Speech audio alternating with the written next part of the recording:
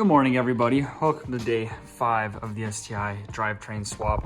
I actually don't have as much time to work on the car today as I originally planned, so it may be a little bit of a shorter video today. Nonetheless, I promise you daily uploads until this is done. As much time as we possibly can today.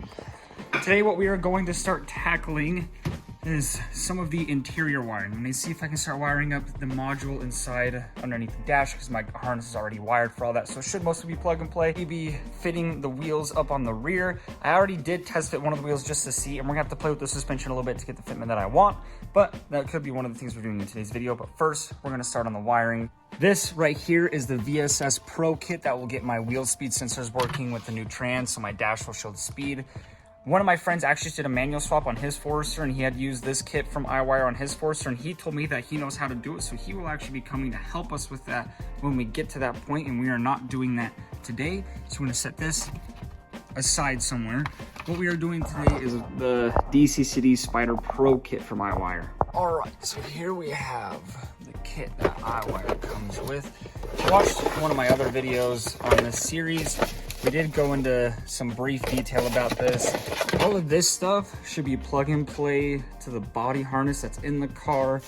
This is the adapter kit that goes from my original stock transmission harness to the 6-speed harness. And then this was some sort of jumper kit that has a bunch of random wires and pins that I am terrified and don't know what to do with this yet. What I think we can do is we do have the LED light thing that will show us where our bias is. This plugs in to the Spider Pro harness right here somewhere. The knob right here also plugs into the Spider Pro harness right here somewhere. And then what I'm missing is the button, because you have to press a button that activates the module, and then the knob is what changes the bias. And when I bought all this, iWire told me that they were out of stock of the button. They would be sending me a button at a later date, so we do not have the button. So what we're going to start with is we are going to set this aside, because this is what goes to the trans harness. And then we are gonna see what all plugs into here and just kind of figure it out. I'm gonna throw it on a time lapse, start figuring this out as I go, and I will explain what I do figure out.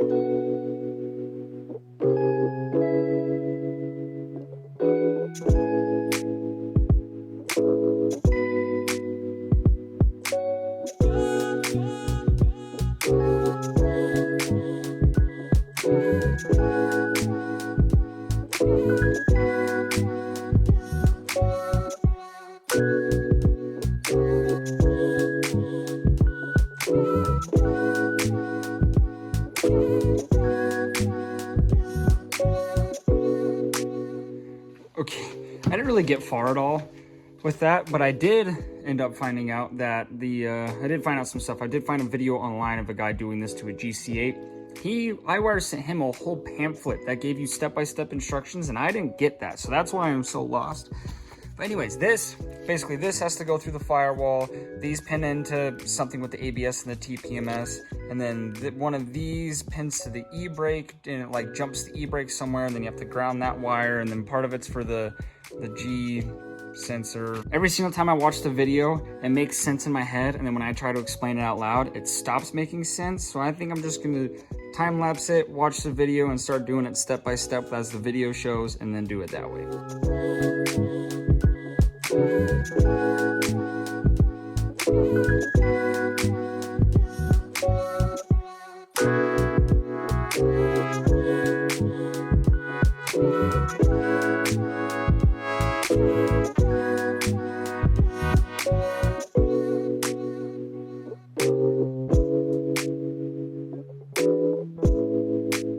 So we got that jumper harness that has the pins through the firewall, because this goes up here somewhere. And actually this doesn't really scare me anymore, because the guys in that video that I'm watching are explaining it really well. And once they tell me where I need to pin it, I will explain it to you all. Over here, I also have gotten a lot of this done. I got the module mounted right there on top of the airbag ECU harness thingy. And we also got the e-brake jumper cable on there. I have an idea.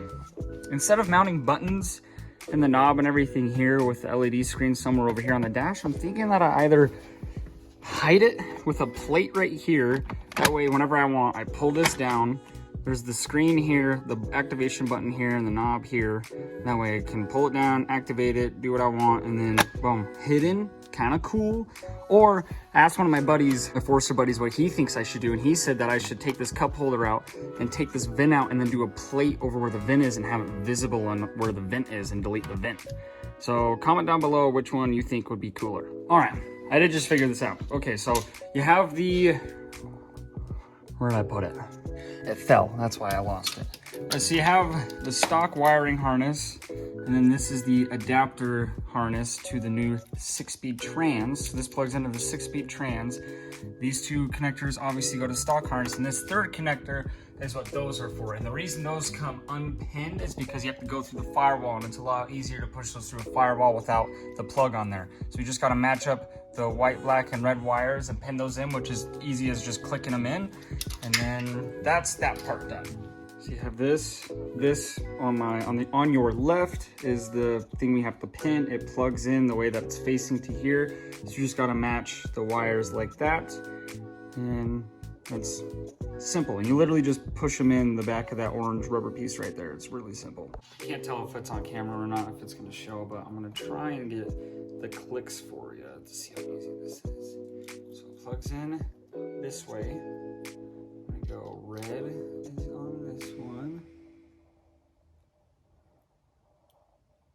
You just push until it, oh, there was the click. That was okay, yeah. See if I can get that on, see if you guys can hear that. Black goes in the middle. Push it in, push it in. Ready? Oh. There, and then white's the last one. Push it through. Easy peasy, just like that. And then it plugs in. Or I guess I have to put a little clip thing actually in there. Clips in like that. And this is just gonna go like that. Everything is tight. Check your, make sure nothing's pulling out. Easy. That was way easier than I thought it was. Next was taking the brown wire from this, and it's actually a jumper. Let me get the, oh, so it's actually a jumper. That's the stock. I already did it, so I didn't show you guys how to do it. But so this black plug right here, sorry, I want to get the flash to show you guys. So this black plug right here is the factory e-brake harness, which plugged into here, and that's what gives your dash the e-brake light. And this brown wire pigtails off of that, so it has a plug on it, plugs into there, and then actually has that one of those male connectors plugs in the original e-brake harness. What that actually does, this is a jumper harness for the DCCD, which will actually tell, for what, depending on what position your e-brake is, to disengage the differentials. For example, for rallycross or like rally racing, if you clutched in, oh, I forgot that there's no clutch. If you clutched in on rally and then rip the e-brake, it'll actually disengage the differentials, sending power to the front wheels still and locking up the rear wheels. Isn't that freaking cool? Okay, what I think I'm gonna do for the rest of the video is I'm gonna set up on a time lapse and finish out all the wiring, because I do have to pull the ECU out and grab one of the pins from the ECU to go in there.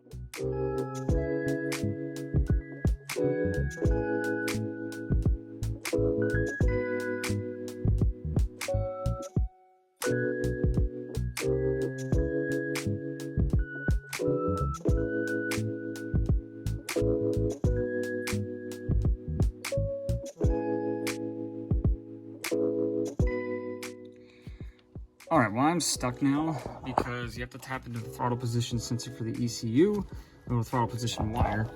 And this is a 2006 WRX ECU, which iWire says would be this pin, all right? And they say that pin should be a red wire with a blue stripe. Now I have a white wire, so that doesn't match up. But I do remember telling iWire that I think I was gonna use a 2007 STI ECU. So looking at 2007 STI, they say it's on this plug, which would be a red wire with a blue stripe. And I do have red wire with a blue stripe in the pin that they say to have, but then in the photos, the wires on this plug don't match any of the photos of the wires on the plugs that they have for that. So now I'm lost at which one of these wires is gonna be my throttle position wire.